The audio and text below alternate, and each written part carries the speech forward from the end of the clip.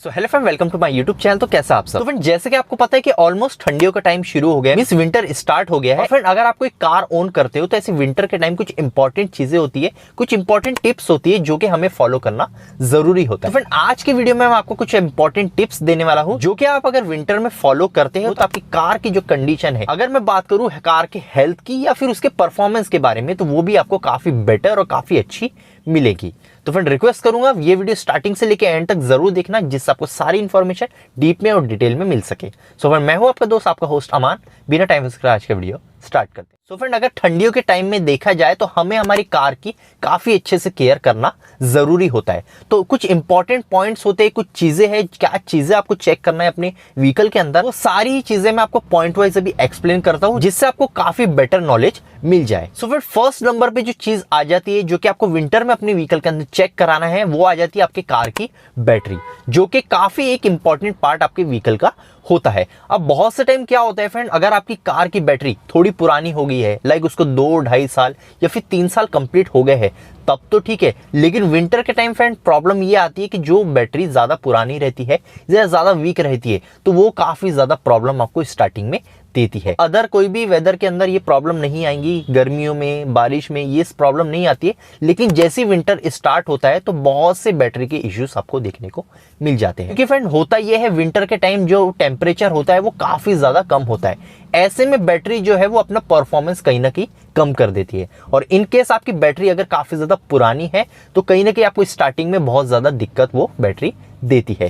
तो आपको सबसे पहले ये चेक करना है आपकी बैटरी की कंडीशन अभी क्या है। या बैटरी वाटर का जो लेवल है वो कहीं बहुत ज्यादा कम तो नहीं हो गया है, या फिर बैटरी बहुत ज्यादा पुरानी हो गई है, तो उसे रिप्लेस कराना एक बेटर ऑप्शन यहाँ पे हो जाता है। अदरवाइज वो बैटरी आपको ठंडियों में काफी ज्यादा दिक्कत दे सकती है। इसके बाद नेक्स्ट चीज आ जाती है आपके कार की हेडलाइट और फॉग लाइट्स। ये बहुत ज्यादा इंपॉर्टेंट पार्ट फ्रेंड आपके व्हीकल का होता है विंटर के टाइम में, क्योंकि विंटर में जैसे कि आपको पता है फ्रेंड, जो रात होती है वो काफी ज्यादा जल्दी होती है। मींस अगर मैं डे टाइम के बारे में बात करूं तो वो काफी शॉर्ट पीरियड का होता है। तो ऐसे में सबसे बड़ी प्रॉब्लम ये होती है लो विजिबिलिटी की। अगर आपकी कार की हेडलाइट कहीं ना कहीं प्रॉपर अगर काम नहीं कर रही है, हो सकता है उसके बल्ब प्रॉपर काम नहीं कर रहे हैं, low beam high beam proper काम नहीं कर रही है, तो लो विजिबिलिटी के चांसेस बहुत ज्यादा यहाँ पे रहते हैं।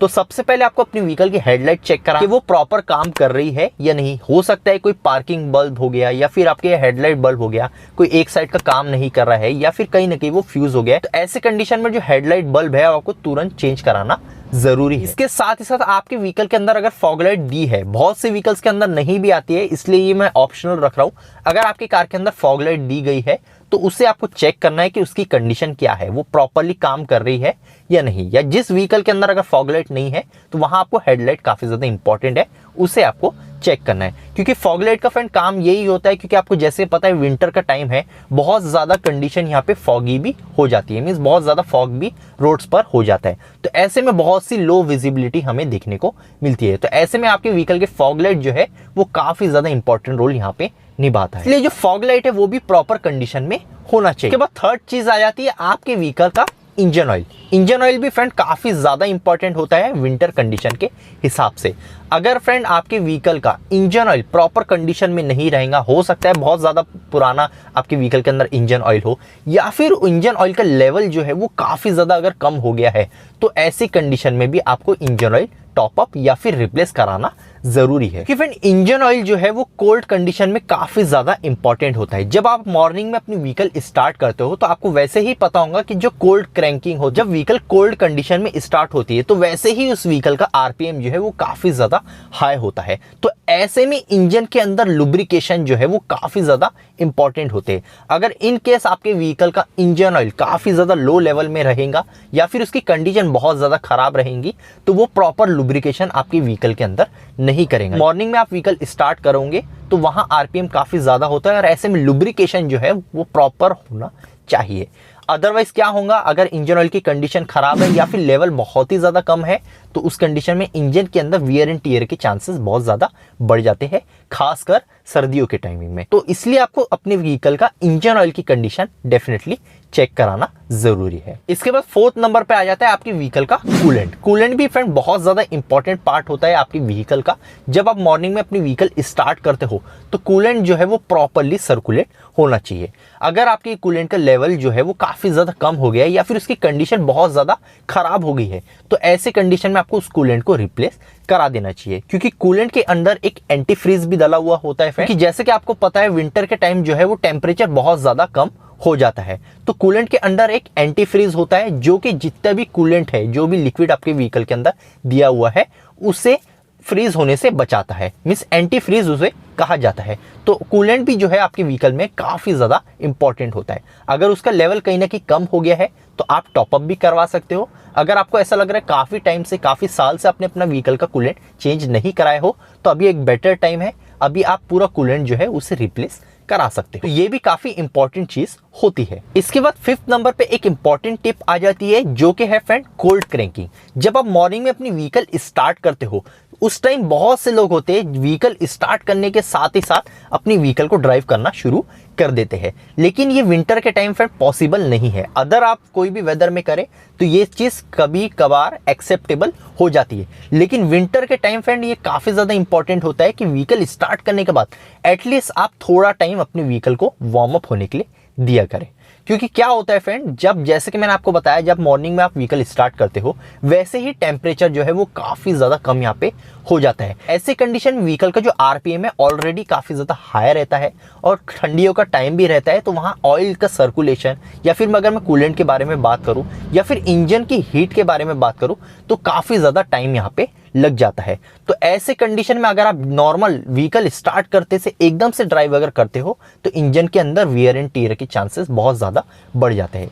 इसलिए कभी भी ठंडियों के टाइम अपनी व्हीकल आप स्टार्ट करते हो तो एटलीस्ट कुछ सेकंड तक आपको अपनी व्हीकल आइडल कंडीशन में रहने देना है।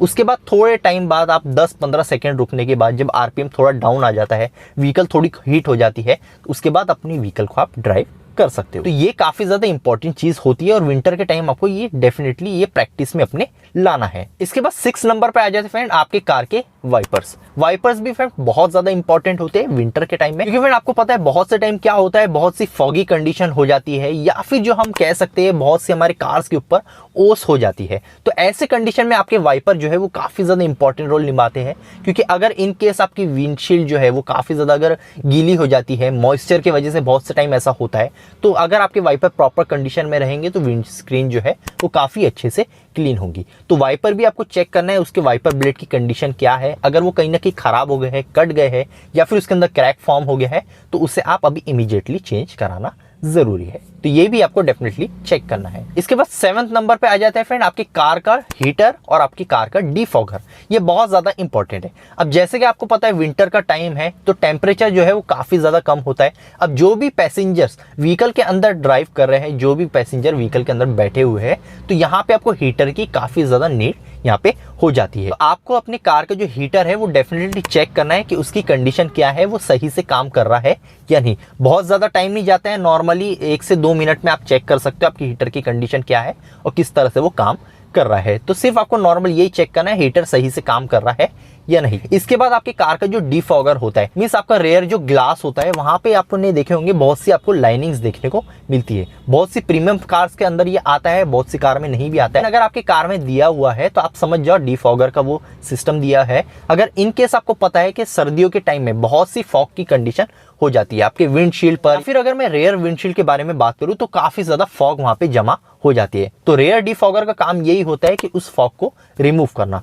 तो ये चीज भी आपको चेक कर लेना है कि आपके रियर डिफॉगर जो है वो सही से काम कर रहा है या नहीं। अगर फ्रंट में आपने डिफॉगर दिया है तो वो भी आपको चेक करना है वो भी प्रॉपर कंडीशन में काम कर रहा है या नहीं, क्योंकि विंटर में आपको ये सारी चीजें बहुत ज्यादा काम आने वाली है। इसके बाद 8 नंबर पे जो टिप आ जाती है वो आ जाती है आपके कार के ब्रेक्स। ब्रेक्स भी फ्रेंड बहुत ज्यादा इंपॉर्टेंट होते हैं। अगर आपके कार के ब्रेक पैड कहीं ना कहीं खराब हो गए हैं या फिर बहुत ज्यादा उसका मटेरियल रिमूव हो गया है तो ऐसे कंडीशन में आपको आपके ब्रेक पैड जो है वो अभी ही चेंज करा लेना चाहिए। या फिर ब्रेक में आपके हो सकता है कोई कैलिपर के अंदर प्रॉब्लम हो या फिर XYZ हो सकता है आपके ब्रेक ऑयल जो है, ये सारी कंप्लीट चीजें आपको एक बार चेक कराने हैं। क्योंकि फ्रेंड विंटर के टाइम होता क्या है, जो रोड की कंडीशन होती है वो काफी ज्यादा स्लिपरी हो जाती है। ऐसे कंडीशन में एक इफेक्टिव ब्रेकिंग बहुत ज्यादा इंपॉर्टेंट होती है। तो ये सारी चीजें आपको चेक करना है कि ब्रेक फ्लूइड की कंडीशन क्या है, ब्रेक पैड की कंडीशन क्या है, या फिर आपके डिस्क की कंडीशन और आपके कैलिपर की कंडीशन क्या है। तो नॉर्मली ये चीजें आप किसी से चेक करवा सकते हो। इसके बाद 9th नंबर पे जो पॉइंट आ जाता है वो आ जाता है आपकी कार का टायर प्रेशर। अब फ्रेंड आपको ये तो पता है जैसे कि विंटर का टाइम है, यहाँ टेम्परेचर जो है वो ऑलरेडी बहुत ज्यादा कम